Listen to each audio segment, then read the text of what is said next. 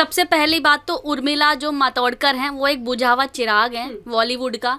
जब उनके पास कोई काम नहीं बचा तो पहले कहते ना वो ऐसा बैगन बन गई हैं, कभी कांग्रेस की पार्टी में रहना शुरू कर देती हैं, कभी शिवसेना में, क्योंकि बीजेपी से तो वो आएंगी नहीं और ना इस तरह का कोई भी बंदा आ सकता बीजेपी में। तो वो सोच रही हैं कि मैं अब मेरे पास काम तो है नहीं तो मैं पॉलिटिक्स में चली जाती हूँ।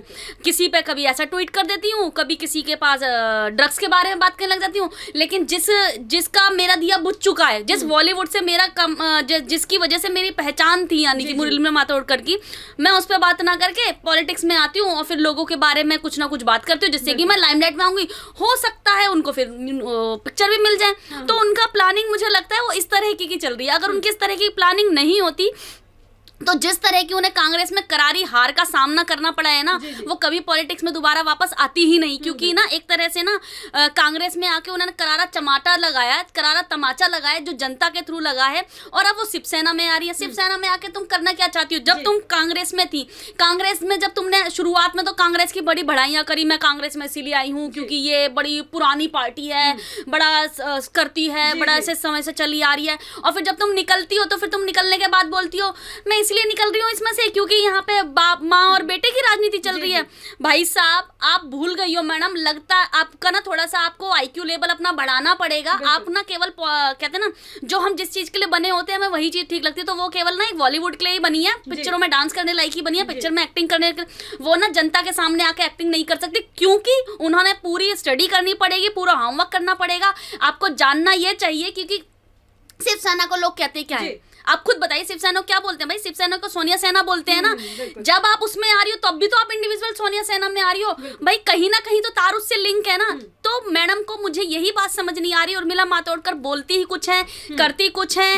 वो अपना मुझे लगता है वो जिस भी पार्टी में जाएंगी ना उस पार्टी का दिया बुझ ही जाएगा। जैसे कांग्रेस का बुझा, अब शिवसेना के बुरे दिन आ गए, यहाँ का भी दिया बुझने वाला है। जी जी जी। देखिए जिस तरीके से खबरें आ रही है कि पार्टी उन्होंने ज्वाइन कर ली है, उद्धव ठाकरे ने उन्हें ज्वाइन करवा लिया है शिवसेना में। लेकिन मैं आपसे ये भी पूछना चाहूँगी क्या अब जो प्रियंका चतुर्वेदी है उन्होंने भी ऐसे ही ज्वाइन किया था लेकिन ग्राउंड पे उन्होंने भी कुछ नहीं किया था। तो शिवसेना इस तरीके के कदम जो उठा रही है, कोई कुछ कर नहीं रहा है लेकिन फिर भी उन्हें पार्टी ज्वाइन करा रही है, क्या कहेंगी? देखिए शिवसेना चाह रही है कि कहीं ना कहीं जहां मेरा नाम बदनाम हो गया है ना, जहां लोग मुझे नहीं शायद अब, क्योंकि देखो कहीं ना कहीं तो उसे वर्क करना पड़ेगा आगे के लिए अपना चुनाव में जीतने के लिए।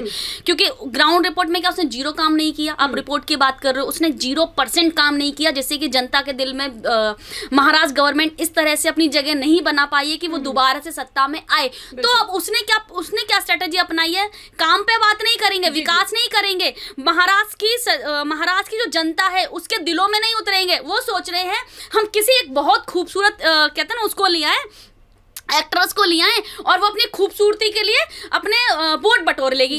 लेकिन मिस्टर आप भूल चुके हो, आपकी बुद्धि ना समय से पहले सटिया गई है महाराज गवर्नमेंट की। मैं तो बार बार यही बोलूंगी, बेचारे बाला साहब ठाकरे ऊपर से देख के यही बोल रहे होंगे किस कहते हैं ना कैसे उल्लुओं को मैंने अपनी सत्ता दे गया हूँ। मुझे ये बात बोलते हुए भी शर्म आती है, एक सीएम लेवल का बंदा इस तरह की राजनीति करेगा और वो खूबसूरती का वोट बटोरेगा कि भाई अगर मैं एक ना कहते हैं एक स्टार को लिया हूँ, बुझे हुए स्टार को लिया हूँ तो शायद वो बटोर लेगी, हंस के कहते ना हंस के वोट बटोर लेगी शायद उनको बटोर। लेकिन भाई साहब आपको दोबारा से आपको सीख मिलनी चाहिए कांग्रेस से।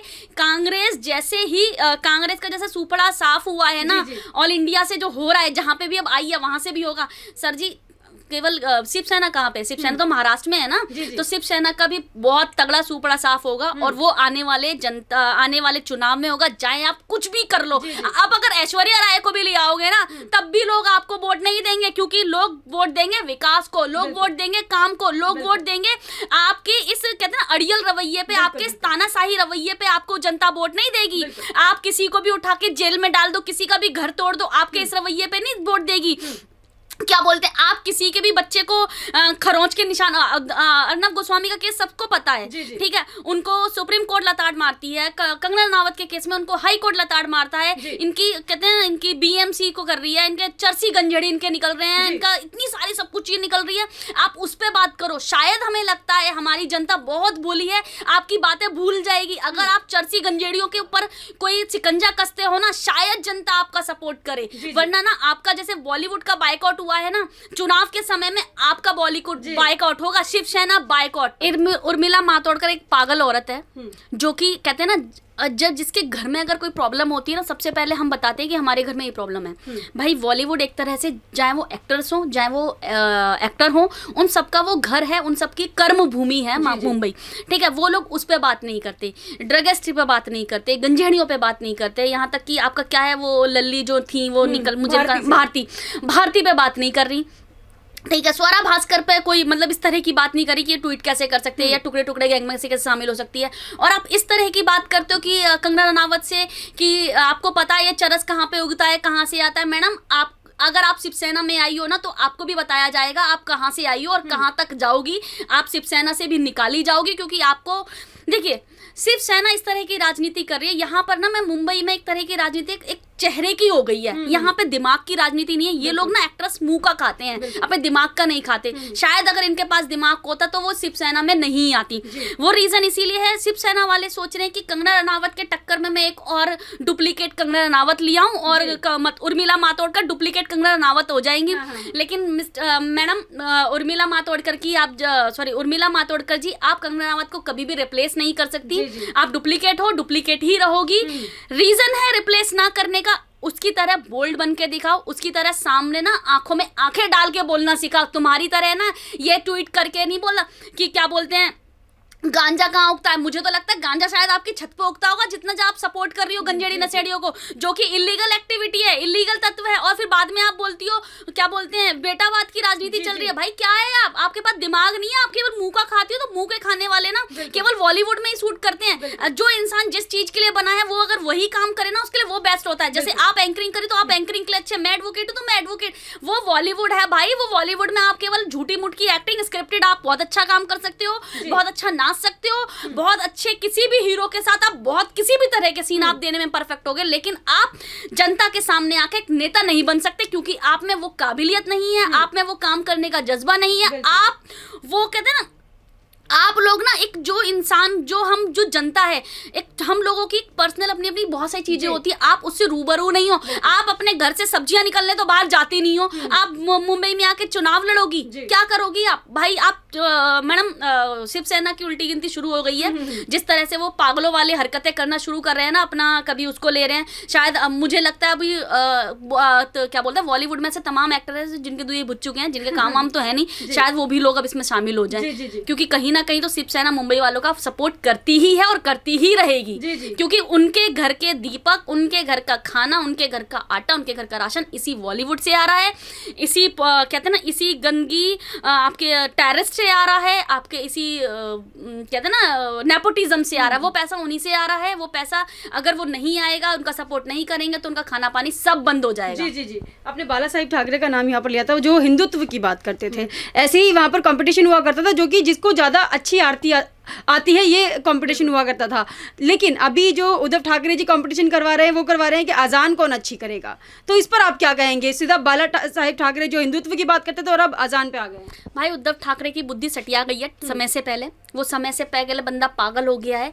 मैं ना शिवसेना वालों से जो भी जिनके पास ऐसी पावर है कि वो निकाल सकते हैं, कर सकते हैं, तो आपसे हाथ जोड़कर विनती है, ये ना इनको निकाल दो, वरना ये आपकी पार्टी को बर्बाद कर देंगे। ये आपकी पार्टी का दूसरा पप्पू साबित हो जाएंगे। जैसे कांग्रेस में कहते हैं ना एक सोनिया गांधी का पप्पू साबित हुआ, क्या बोलते हैं आपका राहुल गांधी, इसी तरह से ये दूसरा पप्पू साबित होगा। कहीं ऐसा ना हो शिवसेना को ना अपनी ही कबर शिवसेना खुद ही खोद दे। और उसका सबसे बड़ा कारण क्या होगा? आपके यही शिवराज जी, ठीक है। तो प्लीज आपसे विनम्र निवेदन है, आप इनको ना भगा दो, इनको हटा दो, क्योंकि इस तरह की टिप्पणियां करके ये ना ही तो लोगों के दिलों को जीत पा रहे हैं, बल्कि और कहते हैं ना इतना गिर रहे हैं, इनके ना उठने की सीमा नहीं होगी। शायद उनको कोई देखेगा भी नहीं। शिवसेना का तो सुपड़ा साफना होने वाला है, ये हमारे देश की जनता भी देखेगी। देखिए जो उर्मिला मातोंडकर है वो ये भी कहती हैं कि जो हिंदुत्व है और हिंदू हैं वो वायलेंस ज़्यादा करते हैं और मुस्लिमों को प्रताड़ित करते हैं। ये उनका एक बयान आया था। तो क्या यही कारण है शिवसैनिक जो शिवसेना सरकार है, जो महाराष्ट्र सरकार है, उनको सीट दे रही है? देखिए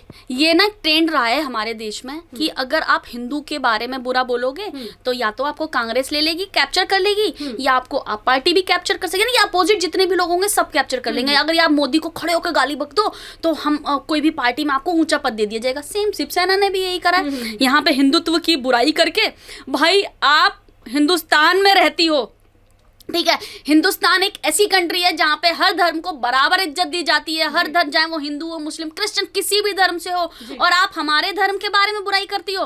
तुम्हारे को इतनी हिम्मत कैसे दे दी? और अब मेरे को तो एक बात समझ नहीं आती, अब ये जो शिवसेना वाले अब यहाँ पे हिंदुत्वता की लड़ाई नहीं करेंगे, अब यहाँ पे सांप्रदायिक दंगे नहीं फैला रही है औरत। अभी जो बोलती है कि सिर्फ हिंदू लोग जो दंगे फैलाते हैं, अब मैं पूछूंगी बाला साहेब ठाकरे की पार्टी से, शिवसेना से पूछूंगी, क्या कंगना रनावत सांप्रदायिक दंगे नहीं फैला रही है? जब तो आपने बड़े चौड़े होके आ गए थे, कंगना रनावत पे लेके सांप्रदायिक दंगे फैला रही हैं। इन्होंने तो साफ बोला, इन मेरी भावना को ठेस पहुंचा दिया इन्होंने, तो भाई मेरे से तमाम हिंदुओं की भावना को ठेस। हम क्या दंगे फैलाते हैं क्या?